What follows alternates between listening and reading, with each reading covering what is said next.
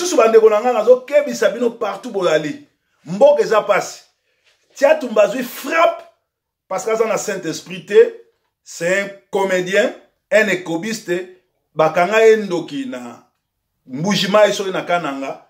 isengeli atubela masumu te azolinga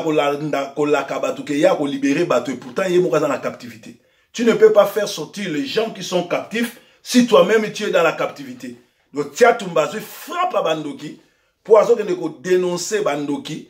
monde tene bana kanda botala masolo ya Job Satan ko funda nzambe pas Job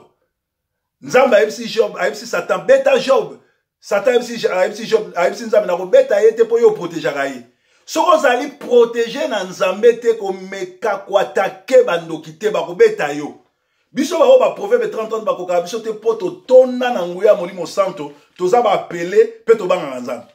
Alors tia tumba a se repentir parce que mbala sima o ekomi deuxième fois ko ti hôpital soki atiki te nzambe akobeta ye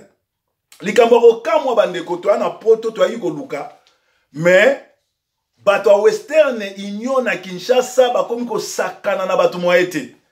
bakomi koyiba bambongo bato mwa ete bobenda bandeko na bino matoi surtout soko otindi à partir ya $500 2000 3000 otindi soki bakotisi ye na bureau ya western a remplir forme wana bakokosa oke mbongo ya te zela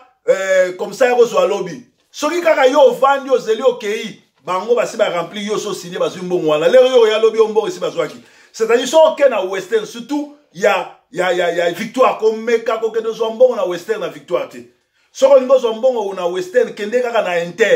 intercontinental baza serré bakopesa o à part inter okende place musute soki po okei o remplir forme et si li tingama bato wana bapesa mbongo ko bimate lo basi na silisi na pesi code na signé bo pesa ngambongo soki ka osali erreur ke yo bimi oke na yo ozwi mbongo te lobile roya ba oyebisa mutasi azwaki yango donc bato ebele ba victime mbongo eza pasi alors eza mawa mingi ke mutu asali pasi na ye anyokwami atindi mbongo wana ba aventurier moko bakeno yiba surtout ba mbongo ba matanga bibembebele elingi pola po batindaki mbongo bata western bayibi donc tozalaki na récapitulation ya oyebisa bino ke tia tumba fo aluka nzambe ye moko aza captif akoki ko libérer bato te po ye moko c'est un sorcier ayambola kindoki alia na mujima ena kananga aluka délivrance ekotikisa ye kobo pe ekotikisa makambo nyonso. Alors nazo lela pe nazo senga na bandeko nyonso bazarene na plateau babenga ngana ya ko délivrer parce que Kazarema na ba peine d'histoire ezali ba site to ba chaîne ya ba sorcier ya bata franc-maçon ya bata prima couria soka attaquer bango vous en a Saint-Esprit te moyen nzambe a protéger ezate. Alors ezalaki bongo depuis mon alema proverbe 30 nzambe azana bino baba fona yesu nkolo Kabila aza médiocre photo bengana ye pe to bomaye. Vive le Congo.